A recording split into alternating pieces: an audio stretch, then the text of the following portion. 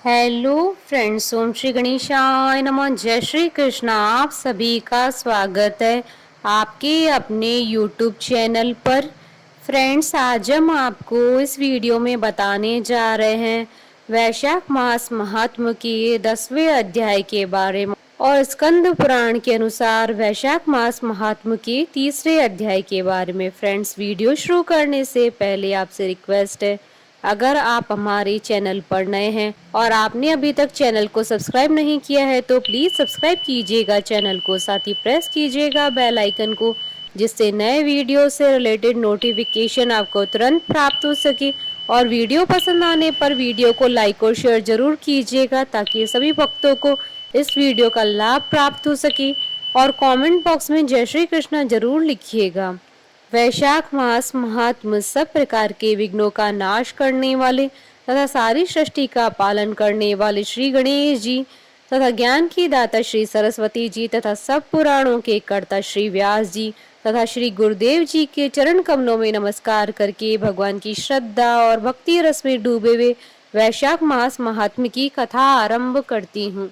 वैशाख मास में छत्र दान से हेमकांत का उद्धार। नारद जी कहते हैं, एक समय विदेराज जनक के घर दोपहर के समय श्रुतदेव नाम से विख्यात एक श्रेष्ठ मुनि पधारे, जो वेदों के ज्ञाता थे। उन्हें देखकर राजा बड़े उल्लास के साथ उठकर खड़े हो गए और मधुपर्क आदि सामग्रियों से उनकी विधि पूर्वक पूजा करके राजा ने उनके चरणोदकों को अपने मस्तक पर धारण किया।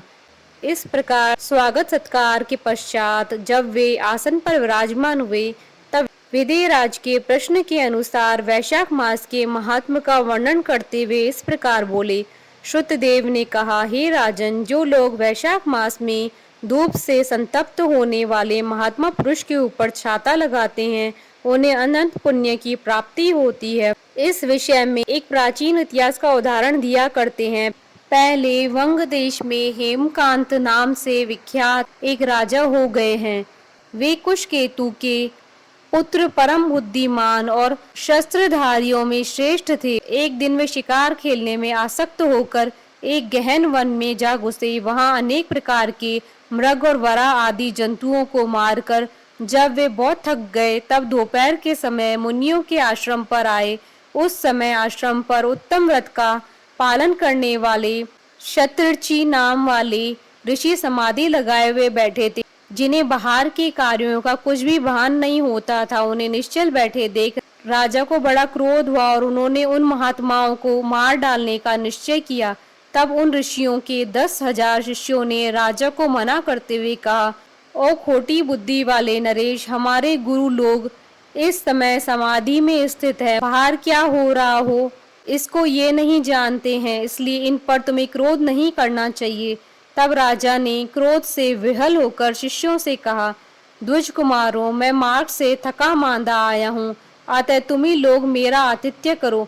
राजा के ऐसा कहने पर वे शिष्य बोले, हम लोग भिक्षा मांगकर खाने वाले हैं। गुरुजनों ने हमें किसी के आतिथ्य के लिए आज्ञा नहीं दी है। हम सर्वथा गुरु के अधीन है, अतः तुम्हारा आतिथ्य कैसे कर सकते हैं। शिष्यों का यह कोरा उत्तर पाकर राजा ने उन्हें मारने के लिए धनुष उठाया और इस प्रकार का, मैंने हिंसक जीवों और लुटेरों के भय आदि से जिनकी अनेकों बार रक्षा की है, जो मेरे दिए हुए दानों पर ही पलते हैं, वे आज मुझे ही सिखलाने चले हैं। ये मुझे नहीं जानते, ये सभी कृतज्ञ और बड़े अभिमानी हैं। इन आतताइयों को मार डालने पर भी मुझे कोई दोष नहीं लगेगा। ऐसा कहकर वे कुपित हो धनुष बाण छोड़ने लगे। बेचारे शिष्य आश्रम छोड़कर भय से भाग चले। भागने पर भी हेमकांत ने उनका पीछा किया और 300 शिष्यों को मार गिराया।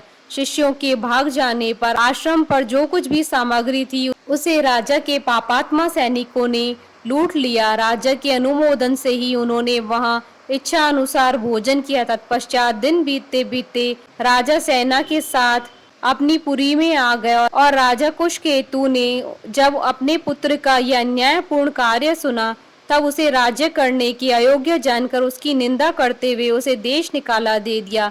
पिता के त्याग देने पर हेमकांत घने वन में चला गया। वहां उसने बहुत वर्षों तक निवास किया। ब्रह्म हत्या उसका सदा पीछा करती रही थी, इसलिए वह कहीं भी स्थिरता पूर्वक रह नहीं पाता था। इस प्रकार उस दुष्ट आत्मा के 28 वर्ष व्यतीत हो गए। एक दिन वैशाख मास में जब दोपहर का समय हो रहा था, महामुनि तीर्थ यात्रा के प्रसंग से उस वन में आए। वे धूप से अत्यंत संतप्त और तृष्णा से बहुत व्यतीत थे, इसलिए किसी वृक्षहीन प्रदेश में मूर्छित होकर गिर पड़े।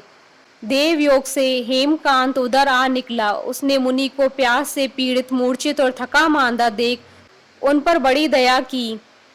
उसने पलाश के पत्तों से छत्र बनाकर उनके ऊपर आती हुई धूप का निवारण किया। वह स्वयं मुनि के मस्तक पर छाता लगाए खड़ा हुआ और तुम्बी में रखा हुआ जल उनके मुंह में डाला। इस उपचार से मुनि को चेत हो आया और उन्होंने क्षत्रिय के दिए हुए पत्ते के छाते को लेकर अपनी व्याकुलता दूर की। उनकी इंद्रियों में कुछ शक्ति आई और वे धीरे धीरे किसी गांव में पहुंच गए। उस पुण्य के प्रभाव से हेमकांत की 300 ब्रह्म हत्याएं नष्ट हो गई। इसी समय यमराज के दूत हेमकांत को लेने के लिए वन में आए। उन्होंने उनके प्राण लेने के लिए संग्रहणी रोग पैदा किया। उस समय प्राण छूटने की पीड़ा से छटपटाते हुए हेमकांत ने 3 अत्यंत भयंकर यमदूतों को देखा, जिनके बाल ऊपर की ओर उठे हुए थे। उस समय अपने कर्मों को याद करके वह चुप हो गया। छत्र दान के प्रभाव से उसको विष्णु भगवान का स्मरण हुआ।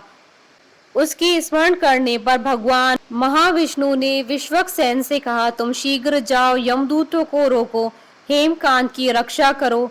अब वह निष्पाप और मेरा भक्त हो गया है। उसे नगर में ले जाकर उसके पिता को सौंप दो। साथ ही मेरे कहने से कुशकेतु को यह समझाओ कि तुम्हारे पुत्र ने अपराधी होने पर भी वैशाख मास में छत्र दान करके एक मुनि की रक्षा की है, अतः वह पाप रहित हो गया है।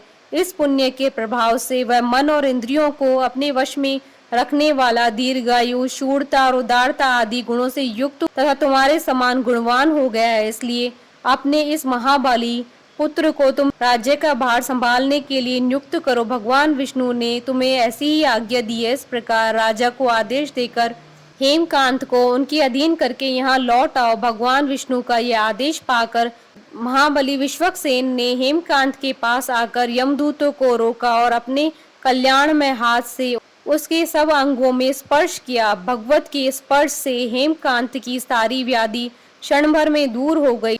तदंतर विश्वक्सेन उसके साथ राजा की पुरी में गए।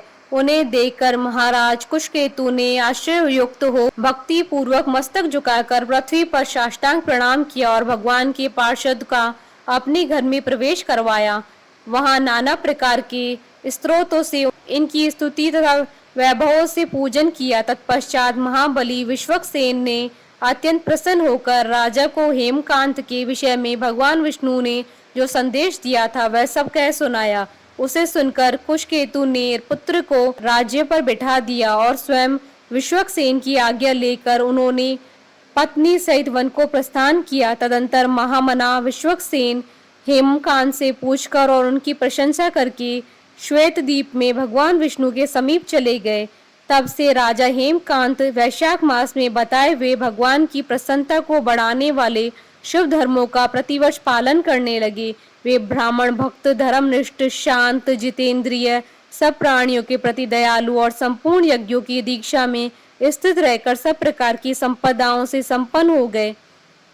उन्होंने पुत्र पौत्र आदि के साथ समस्त भोगों का उपभोग करके भगवान विष्णु के लोक को प्राप्त किया। वैशाख सुख से साध्य अतिशय पुण्य प्रदान करने वाला है। पाप रूपी ईंधन को अग्नि की भांति जलाने वाला है। परम सुलभ एवं धर्म, अर्थ, काम, मोक्ष चारों पुरुषार्थों को देने वाला है। इति श्री स्कंद पुराण महात्म का 3 अध्याय संपूर्ण हुआ। बोलिए भगवान विष्णु की जय, सनातन धर्म की जय। हमारे साथ इस वीडियो में अंत तक बने रहने के लिए आपका धन्यवाद। ओम श्री गणेशाय नमः। जय श्री कृष्ण।